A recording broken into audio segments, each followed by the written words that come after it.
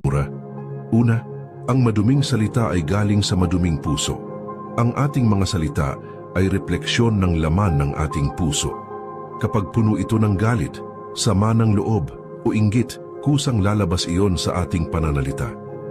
Pero kung ang puso ay puspos ng pag-ibig ng Diyos, kahit sa gitna ng tukso o galit, mapipili pa rin nating magsalita ng may kabutihan. Kaya't bago bantayan ng bibig, hayaang si Kristo muna ang maglinis ng puso. Mateo 12 verse 34. Sapagkat ang bibig ay nagsasalita ng mga bagay na nag-uumapaw sa puso. Pangalawa, ang maruruming salita ay nakakasira ng patutuo. Tayo ay mga kinatawan ni Kristo.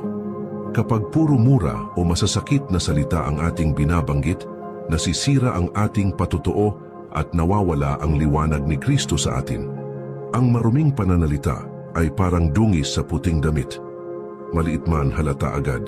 Gamitin natin ang ating dila sa pagpapalakas ng loob ng iba, hindi sa pagdurog sa kanila. Efeso 4 verse 20.